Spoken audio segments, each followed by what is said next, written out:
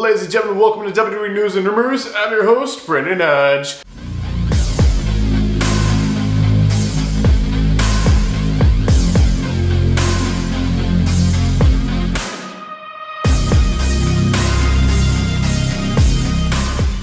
So this video right here is brought to you guys by SeatGeek. If you guys are looking for tickets for any event in the entire world, just get them through SeatGeek. Use my last name, code Hodge at checkout, and you'll get $20 off your tickets. This is for first-time orders only, so if you've used SeatGeek before, just make a new account, you can still use the code. Code Hodge will literally save you $20 off for any ticket for literally any event in the entire world on SeatGeek. Alright, ladies and gentlemen, we're going to kick this off with the first and only news story of the day. The first and only news story of the day is about Clash at the Castle. So we are officially 1 week away. Today is 1 week away from Clash at the Castle, and these are your confirmed matches. So there's pretty much the entire card, I would say, confirmed. So of course we have the recently announced matches as of like last night and stuff added as well. So you pretty much have the entire card like confirmed, like the matches from last night as well as what we had before. So of course you have the triple threat women's match for the women's tag team championships. Bianca and Jade will be defending their titles in the triple threat women's match.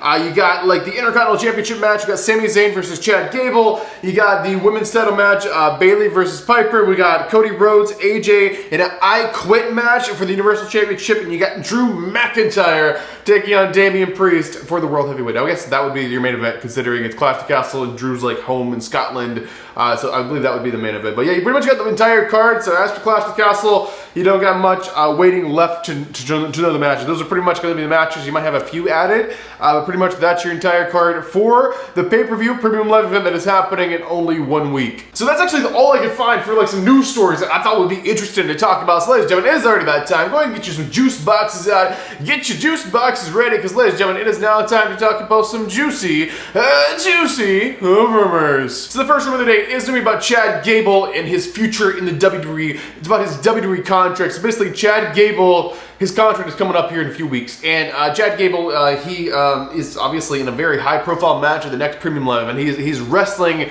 for a championship. He's wrestling for the Intercontinental Championship, so it's a big deal. But Chad's contract's expiring, so the question is Chad Gable going to leave the WWE? What's going on with these 3 contracts? So we've been talking about this like a lot recently, because I don't know why. The new way they're doing the contracts is totally different. They're waiting to the very last minute to re-sign people, which they just have never done before. They've always wanted to like make sure no one could leave.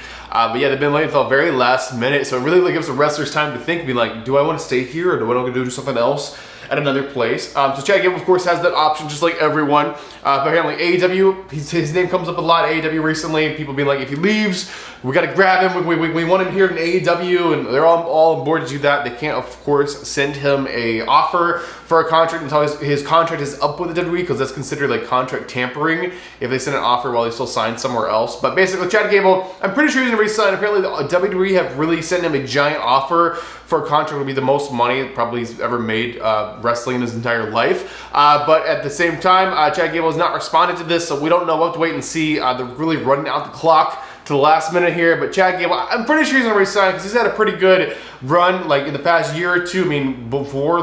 Chad's been signed for a very long time. He wasn't featured on TV that heavily until like recently in like storylines and stuff. So I think Chad's probably happy in his spot right now. I don't think he wants to give that up. So I think Chad Gable will be re-signing. All right, the next rumor is about Rhea Ripley. So Rhea Ripley is injured. She's injured. Everyone's upset because Rhea's injured. So she got the shoulder injury, her like arms in a sling. She got the shoulder whole thing. Is she gonna have to have surgery? What she's doing with it? I got a little bit of update for you guys. So Rhea, she probably could benefit from surgery, but she's not gonna opt for the surgery. Instead, she's gonna rehab and rest her shoulder. So she's not gonna be wrestling for a while. She's not gonna be cleared for a while.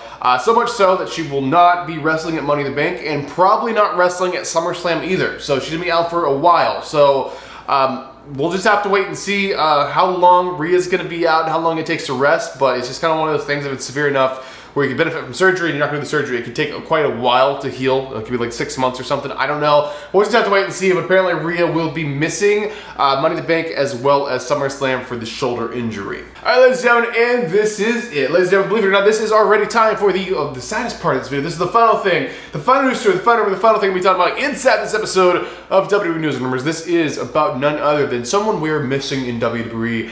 Some would call him our head of WWE, or our head of the table, if you will. Our head of the table, I can't even say that anymore. How heartbreaking. Okay, well anyway, the head of the table, our tribal chief, Mr. Roman Reigns, the the dude that's been carrying this company for a while he was champion. Now he's dropped the title to Cody, and the bloodlines in shambles and all kinds of stuff. We gotta see where things are going with the storyline. There's a story to be told, of course, with The Rock. The Rock will be back in WWE doing his thing with Roman, and we'll see where that goes. But Roman's got to come back at some point. So of course, this is about when is Roman Reigns coming back to the WWE? So this has been a big topic of discussion ever since, Roman's left I don't want to say left the WWE, but Roman's, taking his hiatus from the WWE ever since losing the title at WrestleMania.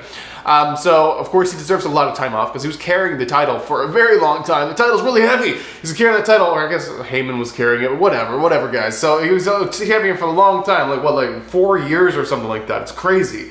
Longest reigning title champion of the modern era. But Roman Reigns, when will he be returning to the WWE? There's been a lot of discussion about this. Is it going to be at a pay-per-view? Is he going to return at Money in the Bank? He's going to return at SummerSlam? Or is he going to come back even this summer? Is it not going to be till fall? He's going to be at Survivor Series. He's going to be at the Royal Rumble. Or is he going to wait all the way until next year's WrestleMania to return? That is the question everyone wants answered. Okay, so Roman recently was advertised for a SmackDown in August, which made everyone say he was coming back in August. He's coming back before SummerSlam. He's going to have a match at SummerSlam, like last minute. They're going to throw him in there. But that show he was advertised for was the August 2nd edition of SmackDown. He has now been officially unadvertised for. They've removed him from the listing of advertised wrestlers for the show. So Roman will no longer be at that show. So maybe he's going to have a surprise return at SummerSlam. That would be my guess if he was returning this summer. I think Roman will be a surprise return at SummerSlam. But before SummerSlam, I don't think it's happening. After SummerSlam, it could be, you could do the SummerSlam show, Survivor Series. I feel like it's kind of pointless. It's not really a waste because that's kind of just like a Raw versus SmackDown thing. You don't need Roman there